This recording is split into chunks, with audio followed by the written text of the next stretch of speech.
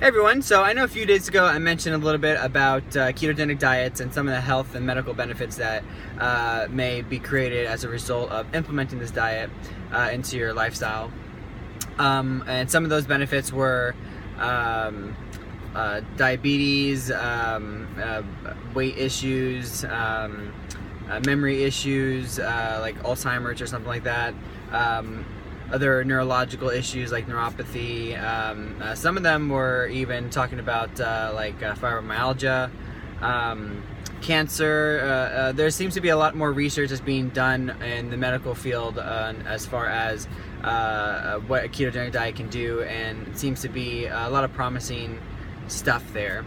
But a ketogenic diet is essentially a diet that eliminates carbohydrates from your lifestyle, essentially. So as a result of this, you'll have to increase your fat intake a lot more, and ultimately what this ends up doing is it ends up depleting our, we'll just say, carbohydrate storage, and then as a result your body has to look for a new source of energy, and that ends up being fat.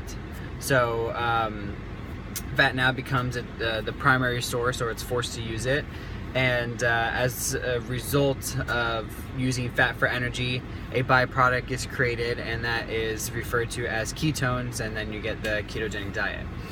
So ketones now becomes like this new energy source for the body, and this affects how well the nervous system works now, what our brain does, and muscular contraction, all this kind of stuff. So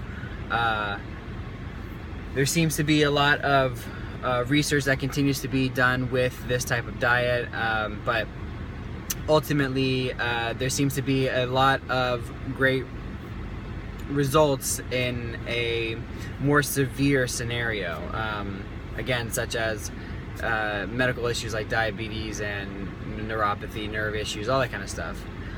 So my opinion on it is that I think that there is certainly some merit to this type of diet, and some of there are some benefits with it. Another one being it kind of curves your diet, so you're not perhaps as hungry as much, which if you're not eating as much, that's always a nice thing. There's certainly a lot of controversy of whether or not this diet is essentially suitable for weight loss people, but ultimately, I mean, none of these studies look at the effects of this diet long term, as far as what it does to us physiologically and on a microscopic level. But also, none of the studies were long enough to even determine whether or not people are kind of capable of being consistent with it. So these diets were just like any kind of test. You have people that are able to do it or not able to do it. So some people were not able to actually complete these types of studies. Of course, they don't go into why, but there could be many reasons why. But certainly a big issue is that these diets don't seem to be, or not just this diet, any diet essentially doesn't seem to be realistic to continue for long periods of time. And that's ultimately what a diet is kind of meant to be, is not really meant to be achieved for long periods of time anyway.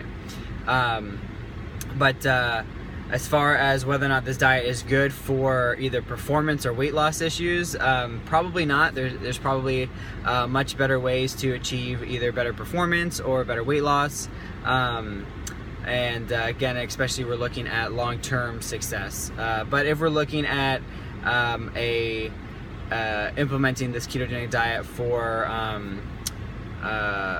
more severe issues, like if we're diabetic or if we have any type of nerve pain or something like that, then there may be something to this type of diet.